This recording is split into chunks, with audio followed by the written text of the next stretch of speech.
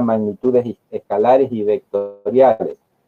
Cuando yo hablo de magnitudes escalares, hago referencia a magnitudes que quedan expresadas a través de una unidad.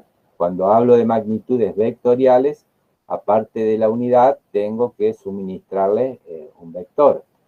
Ese vector tiene un punto de origen, una dirección y un sentido. Ahí como el esquema, ¿no es cierto?, animado nos muestra el vector hacia donde se desplaza el objeto. Entonces tenemos ese tipo de magnitudes, magnitudes escalares y magnitudes vectoriales. Magnitudes escalares, la que se le ocurra, ¿no es cierto? Por ejemplo, cuando yo hago referencia a la longitud, 10 metros, o sea, estoy hablando de una magnitud escalar. El número ya la está representando con la unidad correspondiente y no tengo necesidad de incorporarle un vector, como sí lo tengo que hacer para magnitudes vectoriales, como pueden ser la fuerza, la presión o la aceleración. Bien. Si hacemos referencia al sistema de unidades, ¿se acuerdan los sistemas de unidades? A ver, me van... A ver, porque ya veo que se están durmiendo. Sistema de unidades. El CGS puede ser, algo así. Muy bien. ¿Qué otro más? ¿Qué otro más? El MKS. Muy bien. ¿Y qué más? ¿Y cuál está faltando? El sistema internacional. Muy bien, muy bien. Estamos La unidad bien. técnica sería. Sí. Entonces, si hablamos de los sistemas de unidades, hacemos referencia al CGS, centímetro, gramo, segundo, al MKS, metro, kilogramo, segundo, y al sistema internacional de unidades. Con respecto a el sistema internacional de unidades, el sistema internacional de unidades apareció allá por la década del 70. ¿Qué es lo que hizo ese sistema internacional de unidades? Trató de unificar para que todos tengamos las mismas unidades o nos manejemos con las mismas unidades. Porque los países de habla inglesa se manejan con distintas unidades para lo que es unidad de masa o unidad de longitud con respecto a los países de habla hispana. Fíjense que lo que ocurre con la temperatura, tema que estuvieron viendo actualmente. Hay grados Celsius, grados Fahrenheit, grados Kelvin y grados Reaumur.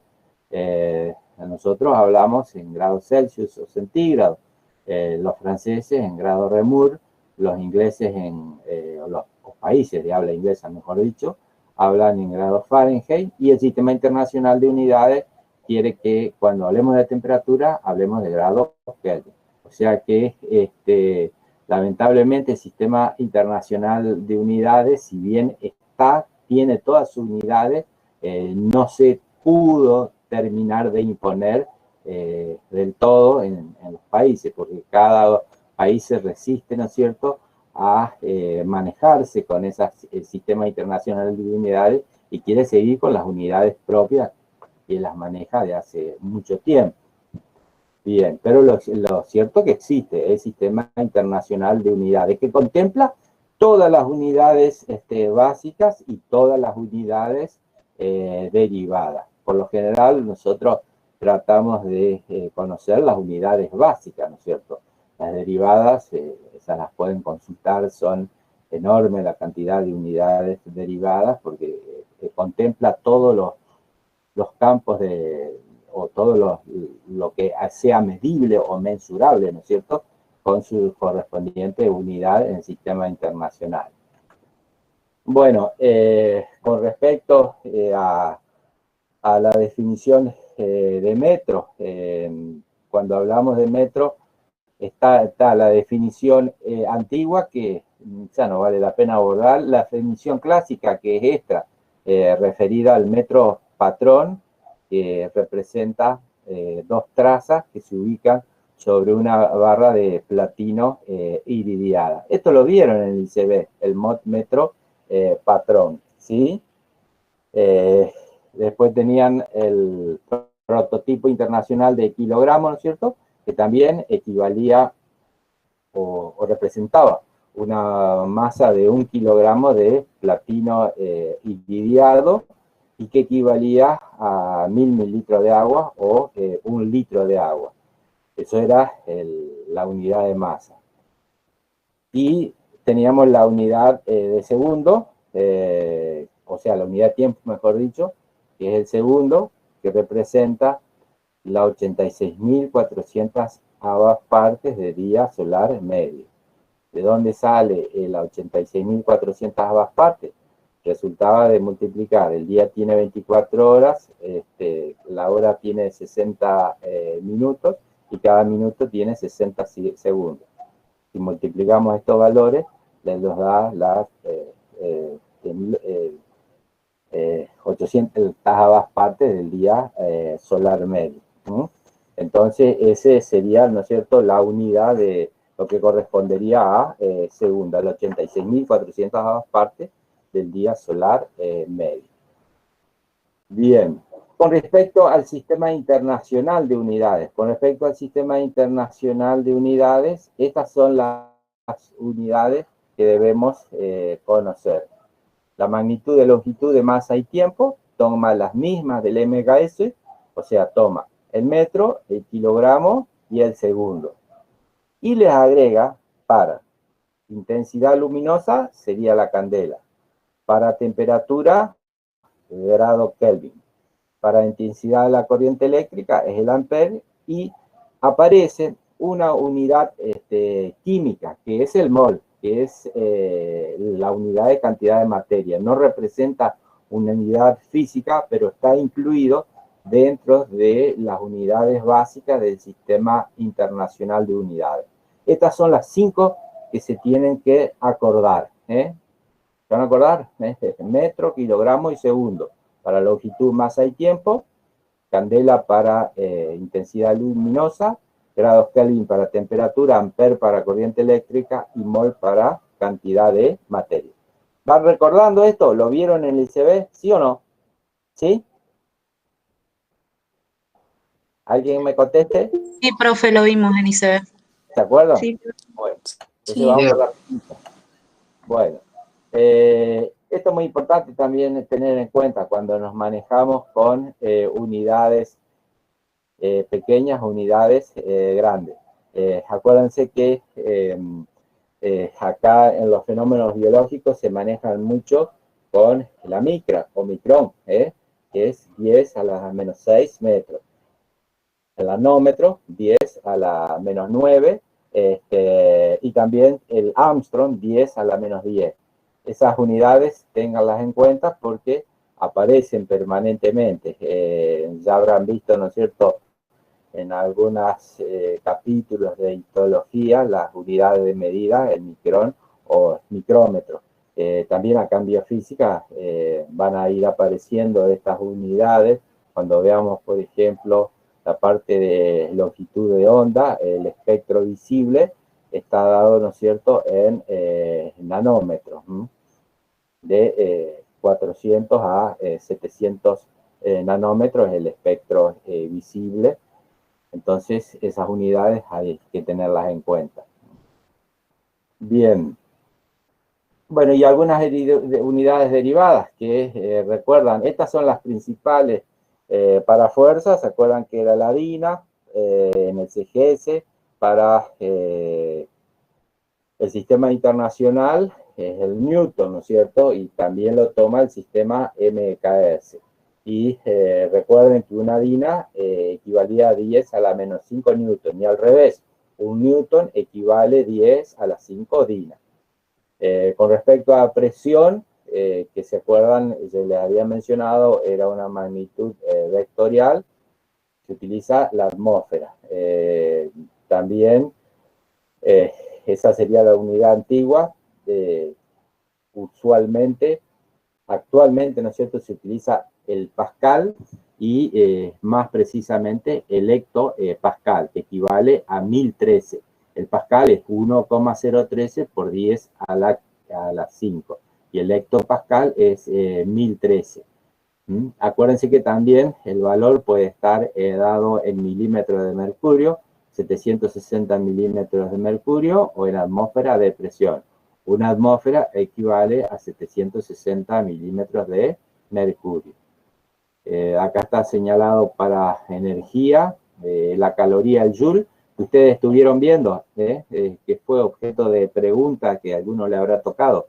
Una caloría equivale a 4,187 joules. Bueno, en el caso de la unidad de carga, la que se utiliza más es el coulomb.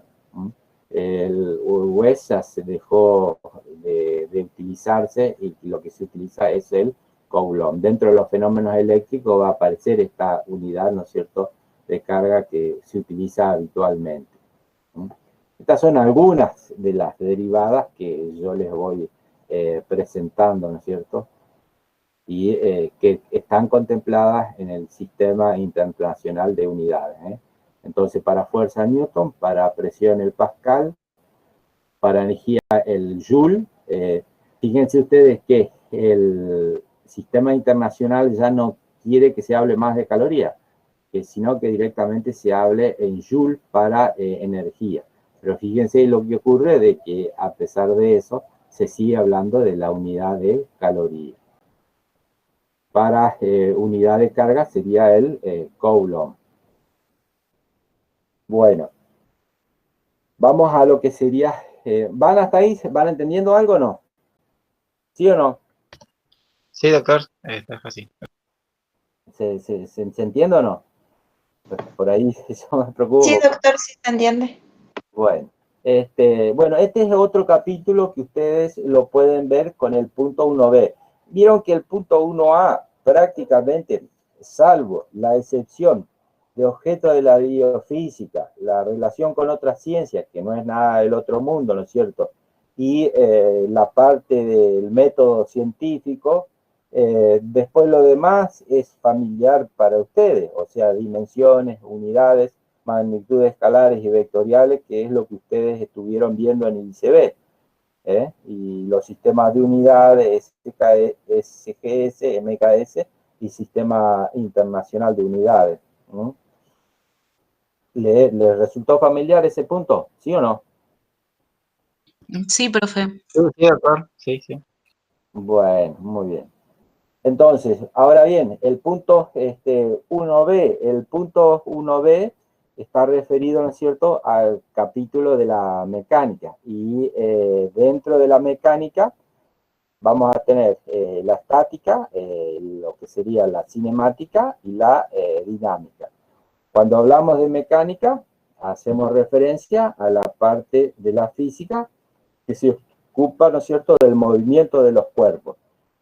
Ese movimiento de los cuerpos está en función de fuerzas que lo van a originar y básicamente entonces la mecánica, como ustedes ven ahí, se divide en estática, en cinemática y en dinámica.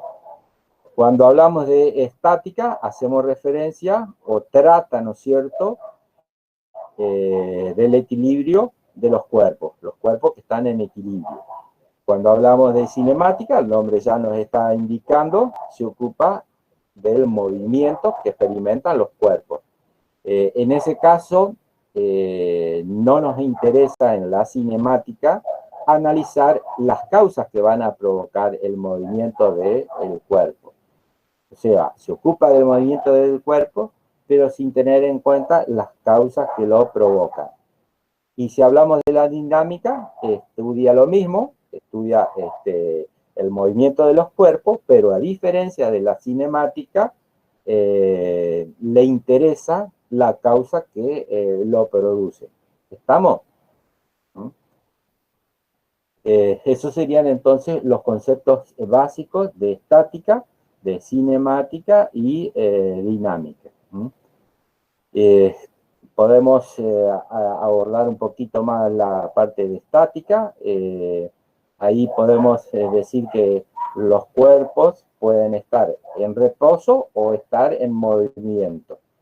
Cuando decimos que están en equilibrio, cuando en su estado de reposo o de movimiento no es modificado por fuerzas exteriores. Entonces, si no es modificado por fuerzas exteriores, va a suponer un estado de equilibrio. Y si hablamos, ¿no es cierto?, de estática, es importante hacer referencia a la fuerza, porque la fuerza es la que modifica el estado de equilibrio. Y habíamos ya, o conocemos que es el concepto de esfuerzo, es todo agente capaz de modificar el estado de reposo o de movimiento de un cuerpo. Esa fuerza tenía sus unidades, como habíamos visto, en el sistema CGS era la harina y en el sistema MKS era el Newton. Acuérdense que cuando ustedes hablan de fuerza, es el producto de la masa por la aceleración. Entonces, ustedes recuerdan que la DINA era gramos centímetros sobre segundo al cuadrado. Si hablamos del Newton, era kilogramos metro sobre segundo al cuadrado. Bien. ¿Vamos hasta ahí? ¿Se entiende o no? Sí, profe. Sí, profe. Sí, doctor. Entonces entendieron lo que era estática, cinemática y dinámica. Profe, una consultita. Sí. Estática, cuando está en equilibrio, que no es modificado por ninguna fuerza exterior, digamos. Claro, en ese caso voy a hacer referencia a los cuerpos en equilibrio, que pueden estar tanto en estado de reposo o de movimiento. Entonces, decimos que un cuerpo está en equilibrio cuando su estado de reposo o de movimiento uniforme no es modificado por fuerzas exteriores.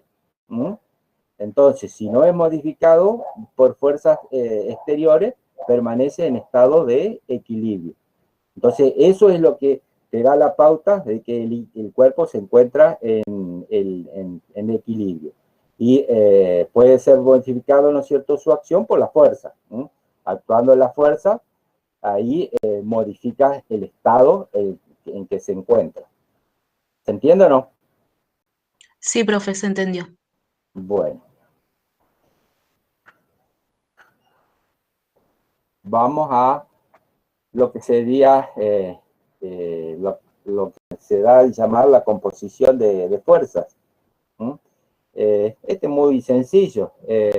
Tenemos fuerzas que actúan en un mismo punto. Cuando tenemos fuerzas que actúan en un mismo punto, tienen la misma dirección, tienen el mismo sentido, como el primer esquema que está representado, y en ese caso la resultante resulta de la sumatoria de las dos fuerzas, de la fuerza 1 y de la fuerza 2. En el caso de fuerzas de distintos sentidos que tienen la misma dirección, pero distintos sentidos, la resultante se va a obtener de la resta, ¿no es cierto?, de la fuerza de mayor dimensión con respecto a la de menor dimensión. Indudablemente que el sentido va a estar dado por la diferencia que exista entre la fuerza 1 y la fuerza 2, y como la fuerza 1 es de mayor longitud, la resultante va a tener el sentido de la fuerza 1. ¿Estamos? Y ahí abajo está explicado. El mismo sentido, la fuerza 1, la fuerza 2 se suman. Cuando son sentidos contrarios, se restan. ¿Estamos? ¿Se entiende? Sí, doctor. Sí, profe. Eso sería entonces el punto que habla de la composición de fuerza o los sistemas de fuerza. Bueno, ahora bien, también pueden tener fuerzas concurrentes de distintas direcciones. Para obtener la resultante en fuerzas concurrentes que tienen distintas direcciones, Lo importante, ¿no es cierto?, es basarnos en lo que sería la regla del paralelogramo. Lo que está especificado en línea de puntos es lo que yo hago para obtener la resultante. Tengo dos fuerzas, la fuerza F1 y la fuerza F2. Traslado la fuerza F2 sobre el final, ¿no es cierto?, de la F1, y traslado la fuerza F1 sobre la flechita o el final de F2. Y después lo que está señalado con rojo es la resultante. Es decir que hago lo que se da en llamar la regla del paralelogramo. Obtengo la resultante entre esas dos fuerzas concurrentes. Para obtener la resultante entre esas dos fuerzas concurrentes, tengo que trasladar cada una de las fuerzas y finalmente hallo la resultante. ¿Se entiende? Esa sería la regla del paralelogramo. Ahí tenemos otro esquema que nos muestra, ¿no es cierto?, cómo se trasladaron las fuerzas y cómo se obtiene la resultante. ¿Qué es este esquema? No se asusten. Este se da a llamar polígono de fuerza. El polígono de fuerza consiste básicamente en tratar de ir, a ver si tengo otro esquema. A ver, acá tengo, este es el mejor esquema del polígono de fuerza. En el polígono de fuerza, fíjense ustedes, yo tengo 4 fuerzas. Cada una ya lo voy a trasladando, la voy a ir trasladando con la misma dirección y con el mismo sentido. Acá yo tengo la fuerza 1, la traslado con la misma dirección y sentido. Sobre el final de la fuerza 1, traslado la fuerza 2. También con la misma dirección, con el mismo sentido. Sobre el final de la fuerza F2, traslado la F3, con la misma dirección, con el mismo sentido. Y sobre el final de la fuerza F3, traslado la fuerza 4, también con la misma dirección y sentido. ¿Cómo hallo la resultante? Uniendo el origen de la fuerza 1 con el final de la F4. A esto se le denomina polígono de fuerza. Es otra manera que existe para hallar la resultante. Así como existe el paralelogramo, también existe el polígono de fuerza. Disculpe, doctor. En Sí. los primeros dibujos, en los primeros primeras fuerzas nos estuvo mostrando cuando habló del paralelograma. Ahí Sí. no es necesario entonces juntar las fuerzas, ¿sería? Esa flecha verde que usted muestra ahí. Claro, lo que pasa es que esta es otra manera de hallar la resultante, distinta a la la regla del paralelogramo. Y si querés, vamos de nuevo al paralelogramo, mirá. Yo les muestro lo más sencillo, porque hay mucho más, pero acá, cuando vos haces la regla del paralelogramo, vos tenés dos fuerzas que son concurrentes. Entonces, vos tenés que explicar que cuando las fuerzas son concurrentes, para hallar la resultante, aplicás la regla del paralelogramo. En este caso, entonces, lo que voy a hacer es trasladar cada una de las fuerzas sobre el final de la siguiente. O sea, yo traslado F1, F2 sobre el final de F1. Yo traslado F1 sobre el final, que sería la puntita de la flecha de F2. Entonces, acá hallo la resultante. ¿Qué ocurre?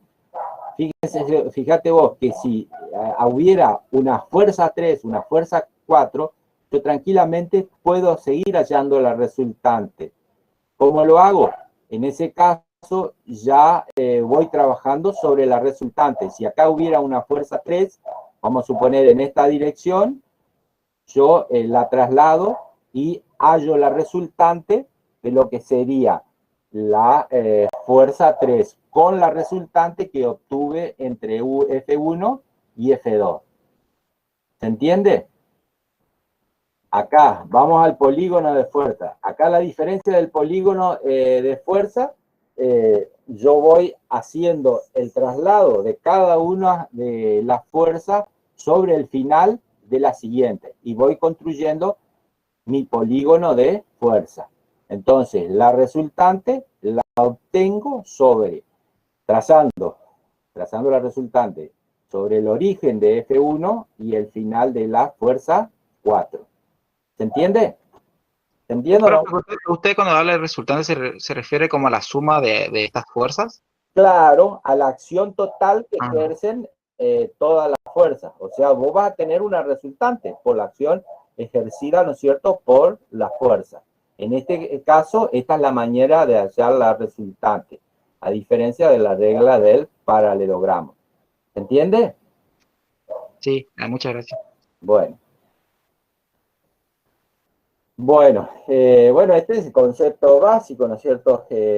Estamos sometidos a la acción de la gravedad, ¿no es cierto?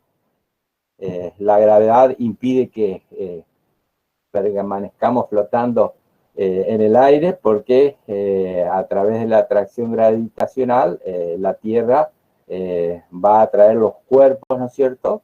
Y evita que ocurra, ¿no es cierto?, lo que ocurriría, ¿no es cierto?, en un lugar donde no hay gravedad, que los cuerpos están flotando cuando no hay atracción gravitacional. Bueno, esta es la famosa experiencia de Galileo, ¿no es cierto?, que supuestamente en el vacío los cuerpos que presenten distinto peso caerían a la misma velocidad. Ahora bien, la diferencia radica en la atracción gravitacional que ejerce la Tierra. Como hay atracción gravitacional, ¿no es cierto?, el cuerpo más pesado caerá más rápido que el cuerpo liviano, pero en el vacío, teóricamente, caerían a la misma velocidad. Bien.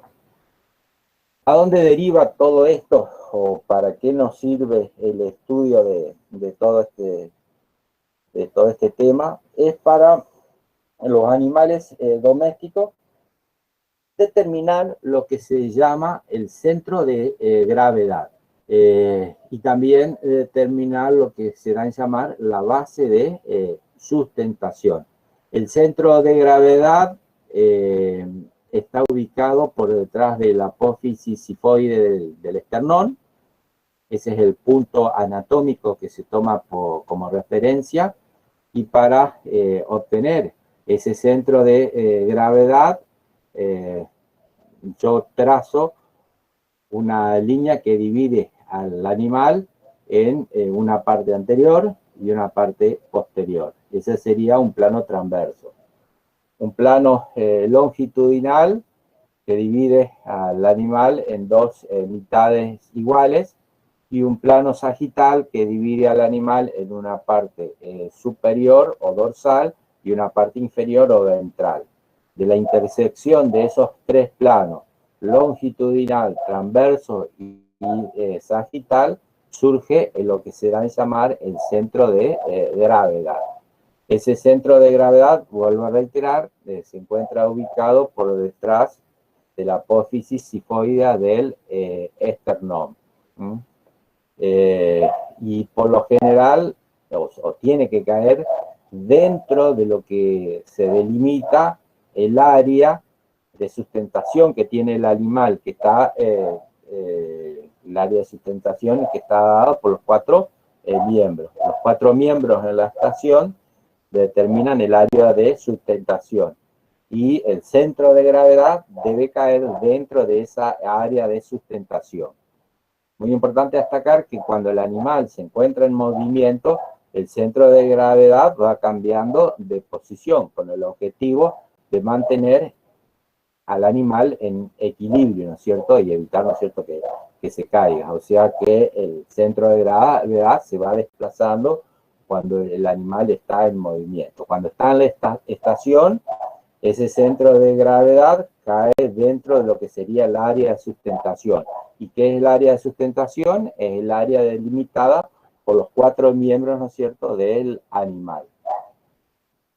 ¿Se entiende? Ahí entonces figura la base de sustentación en los animales domésticos. ¿Mm? Bien, preguntas que quieran hacer hasta aquí sobre este tema, dudas que tengan. En realidad, ¿no es cierto?, el objetivo era tratar de ver cuáles eran las dudas que tengan. Yo les quise mostrar un poco para ver si los ayuda a ubicar con el tema. ¿Les sirve o no de esto la manera de ubicarlo? Indudablemente que voy a una velocidad muy quizá elevada, porque en esto se desarrolla en un teórico de 2 horas, pero por lo menos para mostrarle y ubicarlo en el tema. ¿Lo ayuda o no? Sí, doctor. Sí, doctor. Sí, Sí, profe. Tengo una consulta sobre cómo se llama la apófisis del esternón. La apófisis sifoidea del esternón, ¿no escucharon anatomía? ¿No les mencionaron? La famosa apófisis sifoidea del esternón. O sea, el centro de gravedad caería por detrás de la apófisis sifoidea del esternón. Y acá es muy importante tener en cuenta que depende del peso del animal. El centro de gravedad puede estar desplazado más hacia adelante o más hacia atrás. Por ejemplo, un equino tiene mayor peso en su tren delantero. Entonces, el centro de gravedad va a estar desplazado más hacia adelante. Un bovino tiene su centro de gravedad más desplazado hacia atrás, debido a que en el abdomen tiene sus vísceras, tiene el rumen, que significan mucho peso. Entonces, el centro de gravedad está más desplazado hacia atrás. Un perro, vamos a suponer uno bien evidente, ¿vieron el boxer? El boxer soporta más peso en el tren delantero, entonces su centro de gravedad se va a desplazar más hacia adelante, ¿no es cierto? Con respecto a ese punto de referencia que yo le estoy dando, que es la apófisis sifoidea del esternón. Es decir, que el centro de gravedad también va a estar en función del peso que soporte el animal, si soporta más peso en el tren anterior o si soporta más peso en el tren posterior.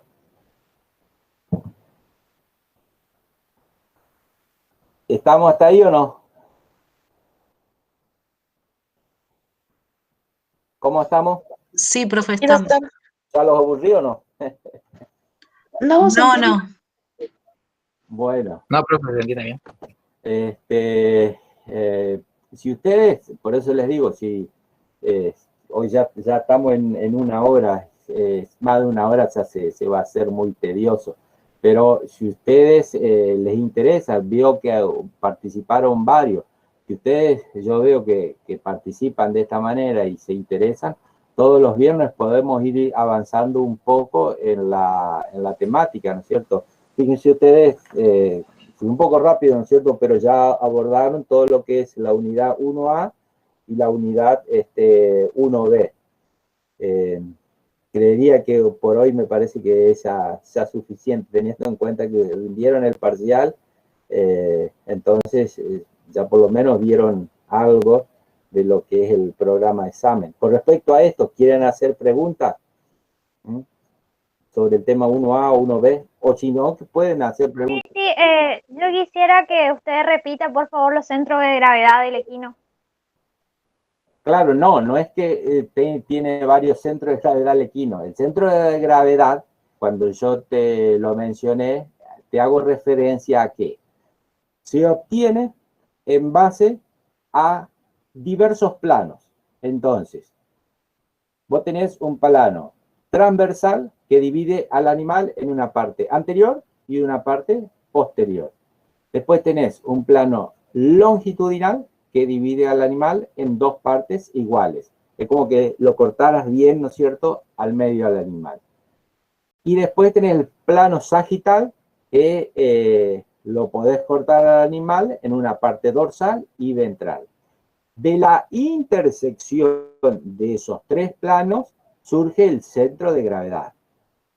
Anatómicamente, el centro de gravedad cae por detrás de la apófisis sifoidea del esternón.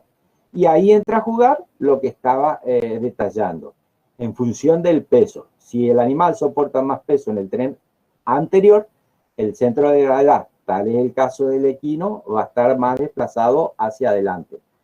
Si el animal soporta más peso en el tren posterior, el centro de gravedad está más desplazado hacia atrás. ¿Se entiende? Y después la otra referencia que te hacía es que cuando el animal está en la estación, el centro de gravedad cae dentro de lo que es el área de sustentación. ¿Qué es el área de sustentación? Es el área que delimitan los 4 miembros. Cuando en el caso del equino sería un rectángulo. Si vos trazas entre los miembros anteriores una línea, después entre el miembro, vamos a suponer, izquierdo anterior y el posterior izquierdo, después entre los miembros posteriores y después entre el miembro posterior derecho y el anterior derecho, obtenés una figura geométrica, un rectángulo. Y dentro de ese rectángulo debe caer la línea que representa el centro de gravedad. O sea que cae dentro de la base de sustentación. Y la otra cosa que te había dicho, que ese centro de gravedad se va modificando, se va desplazando cuando el animal entra a moverse, con el objetivo de mantener al animal en equilibrio. Ese es el objetivo, ¿no es cierto?, que persigue el desplazamiento del centro de gravedad, para evitar que el animal se caiga, ¿no es cierto?, y mantenga su equilibrio, a medida que va moviendo sincrónicamente sus miembros. ¿Se entiende o no? Eva, Sí, súper, gracias. Bueno. ¿Qué otra duda que tienen con respecto a estos puntos?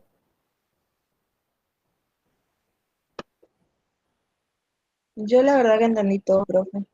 Bueno, me alegro. Esto por eso les digo yo, ahí, fíjense en el Power, ahí en el Power está indicado el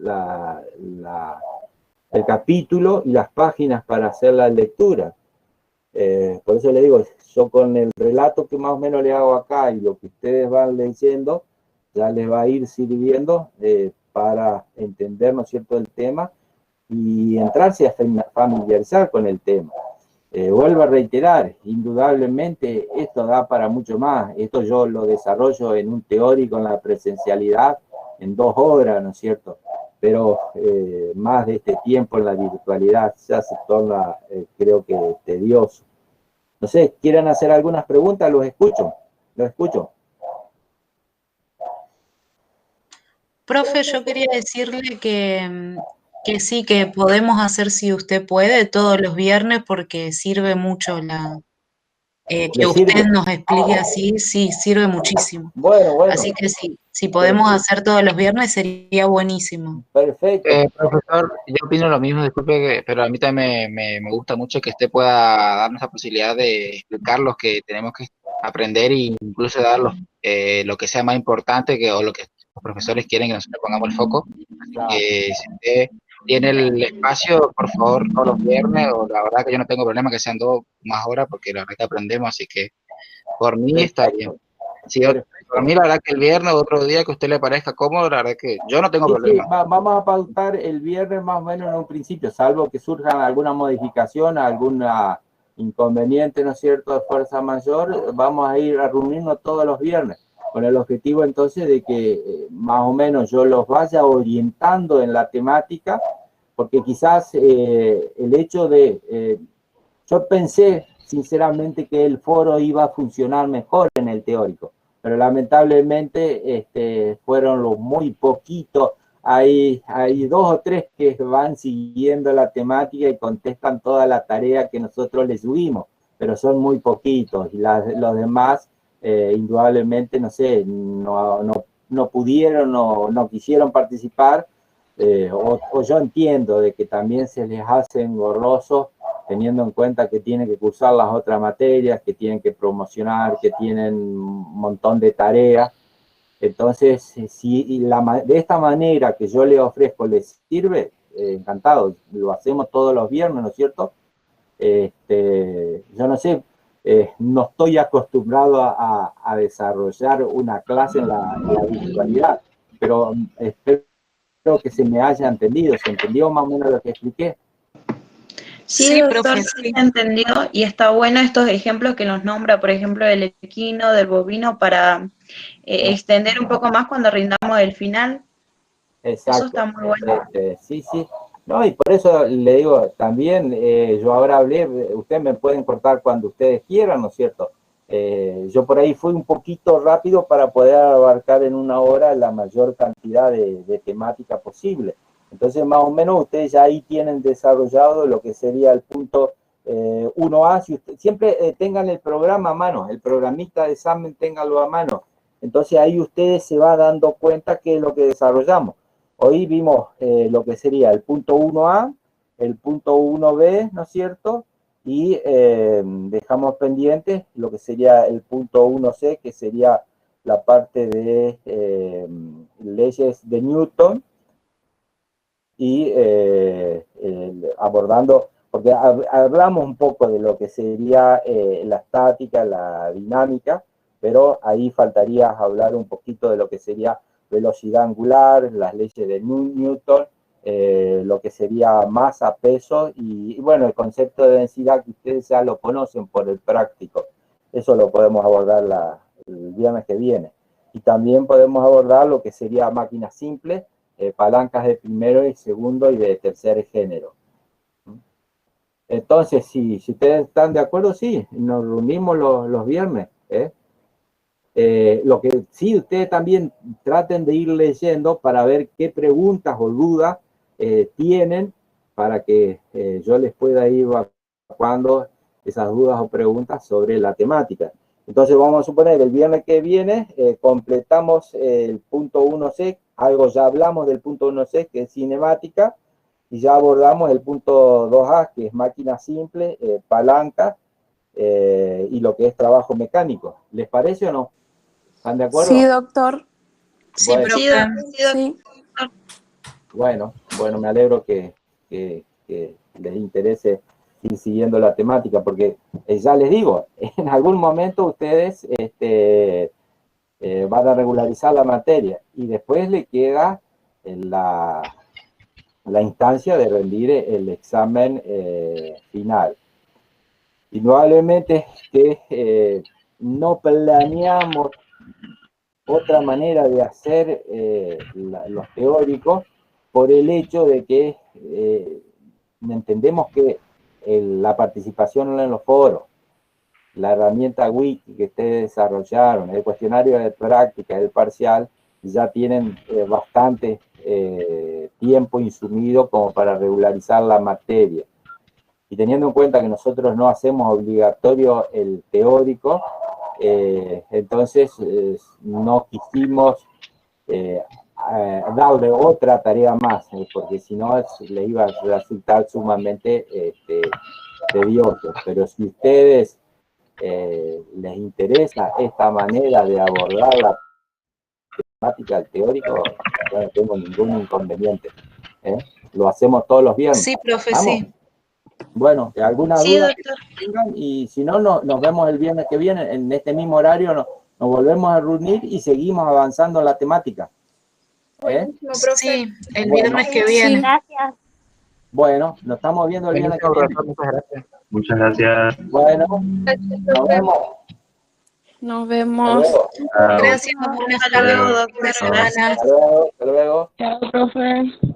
Hasta luego.